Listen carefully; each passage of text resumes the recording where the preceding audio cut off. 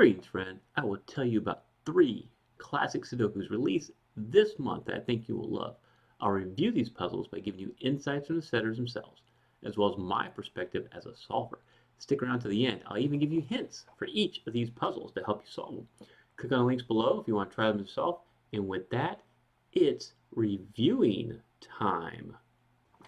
Okay, my first puzzle, which is a little bit on the easier side, this is called Negative Stripe by Yoshi Baroshi. I've featured many of Yoshi's puzzles before. Yoshi's awesome setter. We worked a lot together. I really enjoy featuring his puzzles. And so this is Negative Stripe. You can kind of see by the way it looks why it has that particular name. So I asked Yoshi, how did you come up with the name? And he said that he was staring at a blank grid and he had a flash of a puzzle featured on Cracking Encrypted by Sam Kappelman Lines.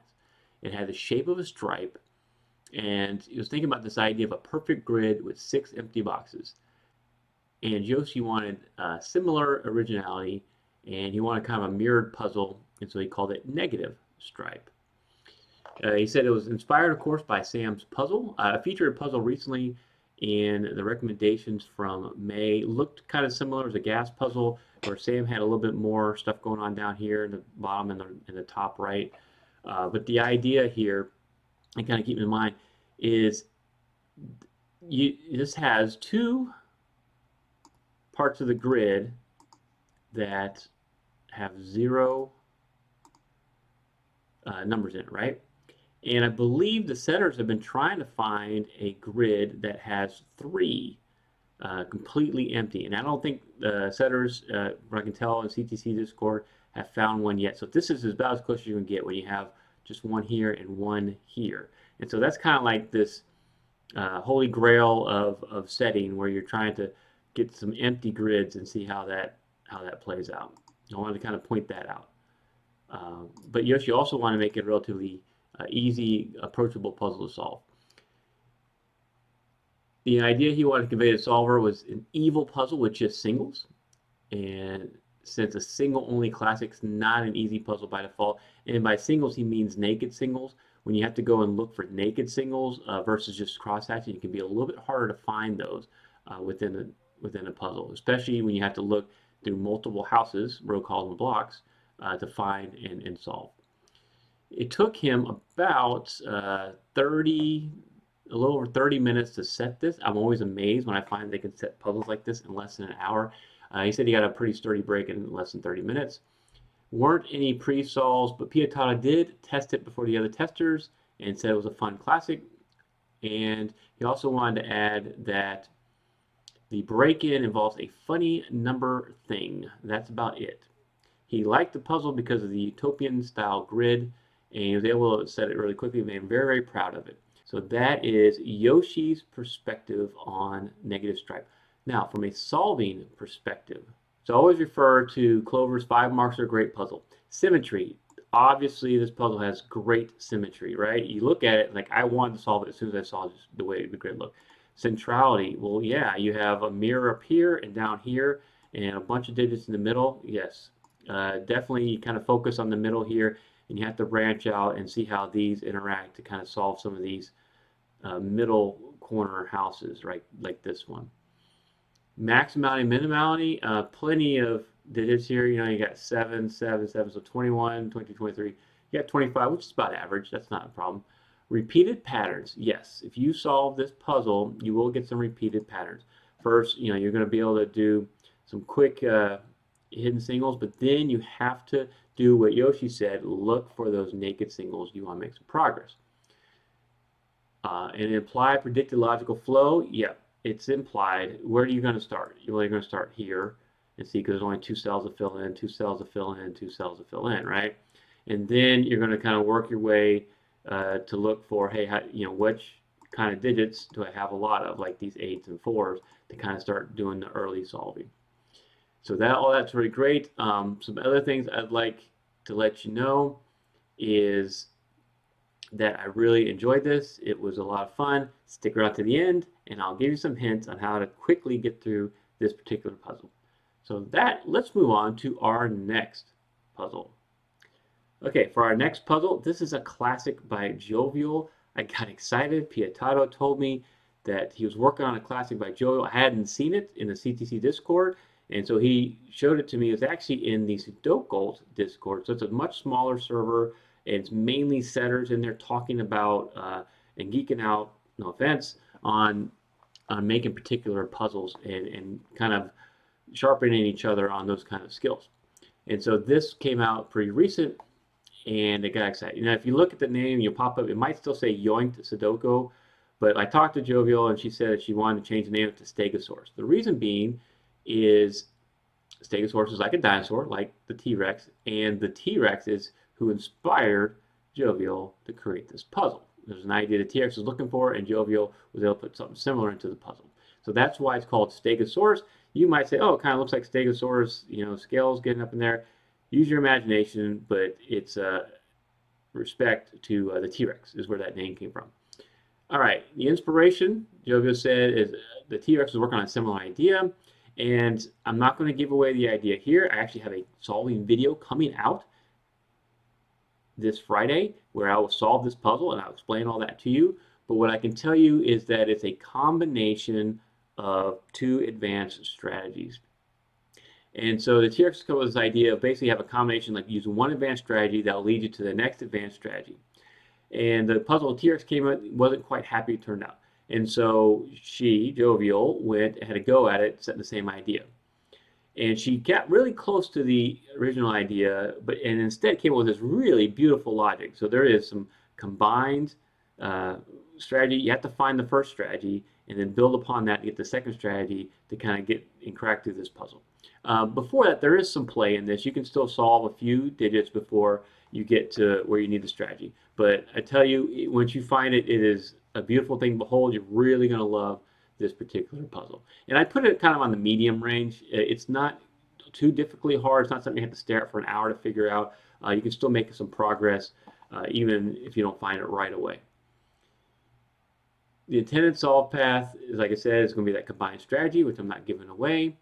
It took her about 45 minutes to find the grid, and then about an hour of looking for something better, only to not find it. And I'll explain a little bit more of that when you get to my actual solving video for this. Testing ideas came from the T-Rex, who inspired her to have a go at this idea. The puzzle was also tested by him as well. And she wanted to add that the T-Rex is a fantastic setter, overall wonderful person to be around. Without a lot of his feedback and clever ideas, she would not be where she is today in the classic Sudoku world. Sudoku, yep. I think that's awesome. Thank you so much. One of the things I love when I do these interviews with the setters is they always give really high praise to other setters.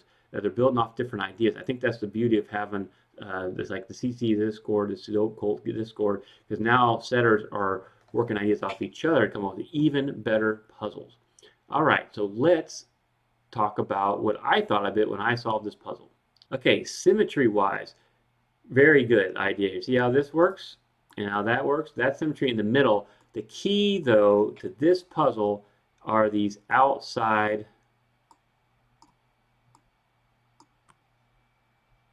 cells. All right, this is a very big telegraph. When you see something like this, where they're all the same, 3 digits on the corners, the setter is trying to tell you something. And for this one, you really will need to focus on the outside rows and columns. You want to make some good progress. That's about all the hint I'm going to give you. I'm going to give you a little bit more at the end here. Centrality, you are going to need to focus on there, but it's pretty symmetrical in the way that these digits are laid out. You kind of see also in these middle, there's only 2 cells here, 2 givens here, 2 givens here, 2 givens here, and 2 in the middle, and you have 3 on all these outside boxes. So quite a bit of symmetry going on there as well. Maximality, minimality, 2 to 3 in each. It's somewhat minimal as far as how many givens there are, right? So 3, 6, 9, 12, 14, 16, 18, 20, 22. So 22 is a little bit on the low side. 25 is about average there. Repeated patterns, yes. The first advanced strategy, you have to actually do it twice in order to get to the next advanced strategy. And then beyond that, it's going to be a lot of hidden naked singles, naked pairs, stuff that you normally do. And implied, predicted, logical flow, yes. And what I'll say Jovial is really good at in this case, and what a great puzzle is if you find the intended logic in this, and I think you will, then the setter will reward you and go, okay, you found this logic. I'm going to help you crack the puzzle pretty easy and give you kind of a gentler solve path moving forward. She did a similar puzzle, and she also did a collaboration video with me. I'll put that at the end where she talks about how she solved Double Battered. And in that particular puzzle, the first advanced strategy and the second advanced strategy weren't very closely related. You're going from, I believe it was kind of like wings, like swordfish type things and X-wings, and then it went and swapped over, well, like fish type things to then wings. So that's how Double Battered, right? Fish and wings, both of them can be fried. And it didn't play so well because I had to change. I remember thinking I had to change my thinking to kind of get through the rest of the puzzle, and other testers said the same thing. This one is not like that. This one's super smooth. The way you go from the one strategy to the next, it kind of like leads you right there. The telegraphing is just phenomenal. You're going to love this puzzle. So I want to highly recommend this one, and let's move on to our third puzzle. All right, for our third puzzle, this is called Signal from Afar by Piatato. And I don't know how else to say this, but there's certain grids you look at, starting grids, and you go, this is going to be a hard one. And this is a hard puzzle. I found it very difficult to make some progress in it. And the way the grid's set up actually reminds me a little bit of some of those firework type puzzles that Shy and Keenlux had worked on, and they have kind of like this disjointed looking grid going around in kind of a big circle. Hermit Crab, I think, another one that kind of comes in mind by the T-Rex. And this is going to be, it's a difficult puzzle to solve. As I put it, it's probably the most difficult one of the three that I'm recommending. Piatato, I've featured before. I've had some easy to harder puzzles there, and he gave me some really good insights on this particular puzzle. First, he came up with the name. He's working with Yoshi, Baroshi, and they suggested calling this parabolic signal because the top right corner kind of looks a little bit like a parabolic antenna. So it's kind of like an antenna looking shape. Liked the idea, but he wanted a little nicer sounding name, so he came up with Signal from Afar. Be a little more poetic. So it doesn't actually do with the type of solve you're going to need. It's not like you're going from one part of the grid to the next part of the grid. It has to do with the shape and the initial look of the initial grid. But Piatato did add that there are some strong connections between all the corner boxes in this puzzle. Inspiration, Piatato kind of shared quite a bit here.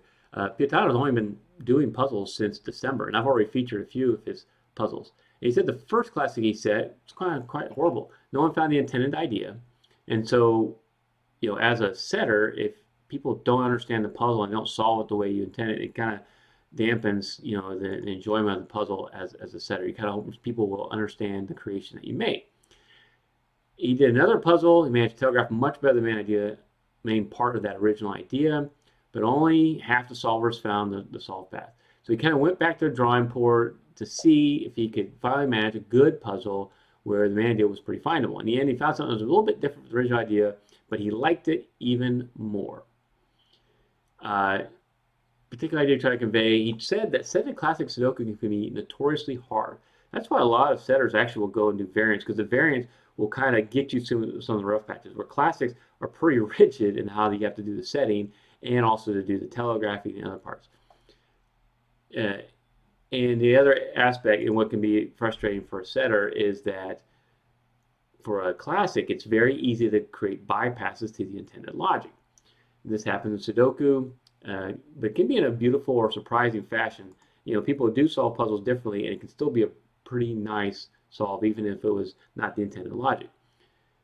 He wants to be more like a chess type puzzle than a regular classic, and where a computer solver would find some obscure logic, but a human could look at it and hopefully find the original idea.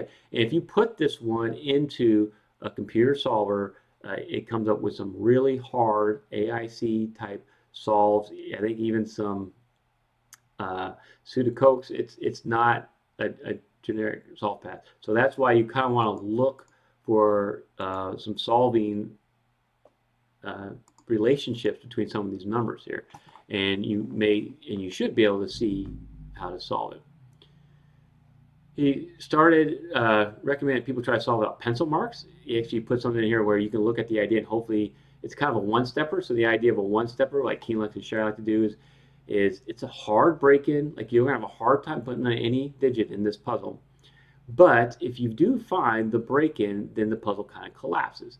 And so he's like saying, hey, don't even try pencil marks. Just try looking at it and see if you can figure it out without making any marks.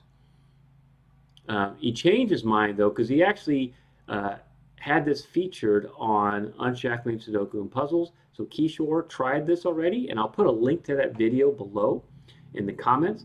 And when Piatato saw the way Kishore solved it, he changed his mind and said, hey, you probably need to put some marks in here.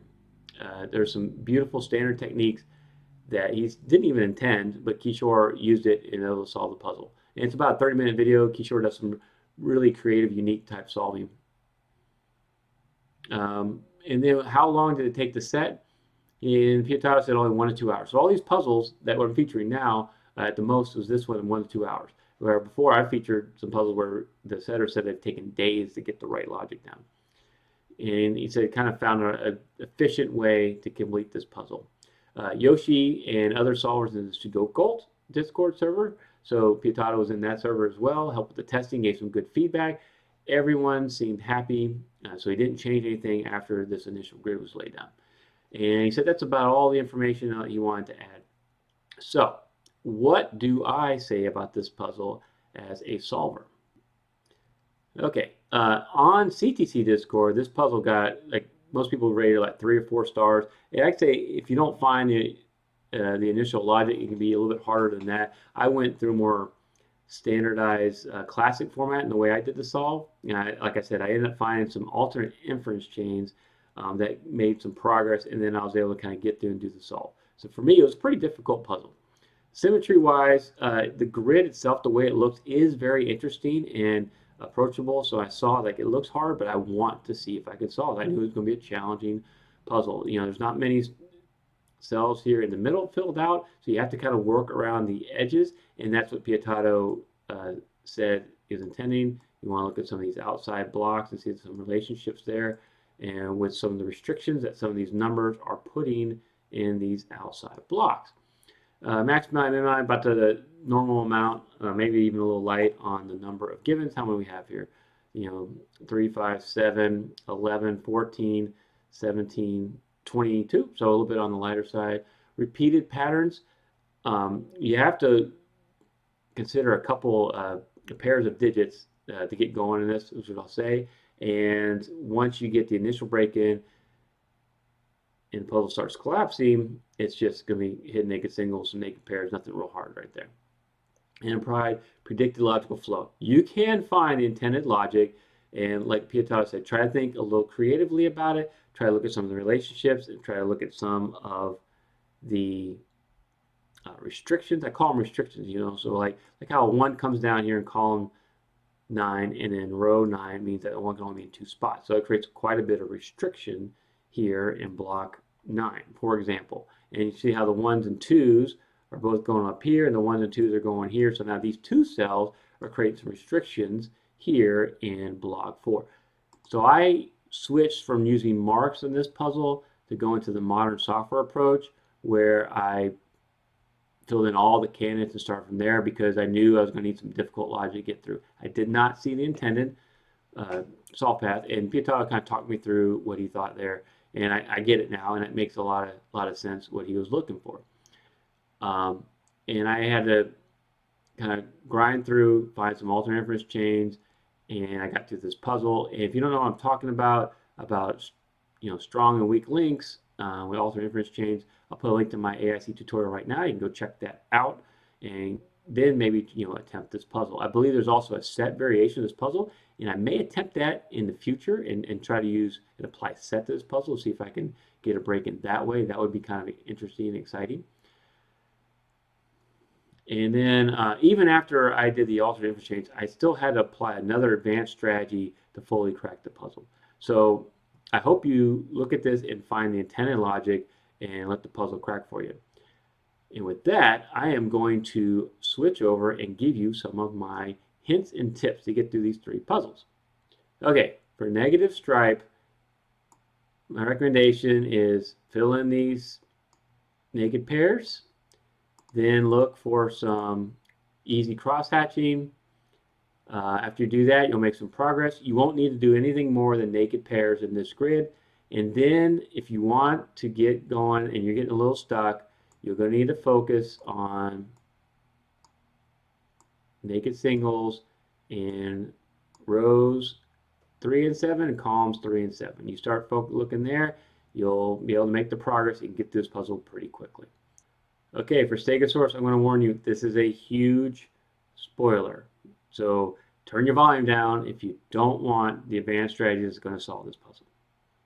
All right, for those of you who are stuck, you need to look at these cells right here and compare them to the outside. It's all about rows 1, 9, and columns 1 and 9.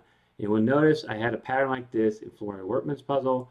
So you see how there's 3, 5, 7, and 8, and 2 to 4 right here. Well, the 2 to 4 can only be in 2 spots. It can only be there or there, right? And you'll notice here, 8, 7, 4, 6, 1, and 3. That means 1 and 3 can only be in these 2 spots. And what you'll notice is that the 1s are restricted to these 2 spots in rows 1 and 9, and the 2s are restricted to these 2 spots in columns 1 and 9. And that gives you 2 beautiful X-wings. All right? And then after you do the X-wings, you'll need to look at these 4 cells where the X-wings of 1s and 2s play together. And then that will be and give you the cue of where to look and solve your next advanced strategy. It involves these 4 cells. All right, so we move on to our last puzzle. Okay, for Signal from Afar, I'll give you 3 different options here. All right, option 1. If you want for the intended logic, you need to look at these 2 candidates, the 1s and the 2s. Look at the 1s and 2s and look at the restrictions in these outside blocks, 1, 4, 7, and 9.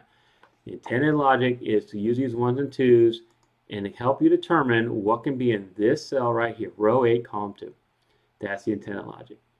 All right, 2, if you want to know my solve path, if you know how to do alternate inference change, you're going to need to focus on these 2 blocks right here, blocks 1 and 4, and then the chain involves the cells 4, 7, and 9. You can do that. You'll start making some eliminations in this band or tower, however you want to call it, of columns 1, 2, and 3, and that will move you on with the puzzle. And then third, watch Kishore's video. It's really good. He does something similar to me, like it's the same. He kind of focuses on this area as well, and it's similar, not quite the same, to get the solving done. But it's a pretty fun video to watch as well. Check out these other videos to see more puzzles by these featured setters. I want to thank all the setters for their insights. Let me feature your puzzles on Smart Hobbies. I also want to give a huge shout out and thank you to Florian Wortmann, who gave me a donation to my Buy Me a Coffee page. Thank you so much for the contribution. Really appreciate it. And I hope you enjoyed that exclusive solving video I sent you. And I will be featuring more of your puzzles in the future, not just because of the Buy Me a Coffee, but I look forward to collaborating with you as well. Thank you all so much for watching.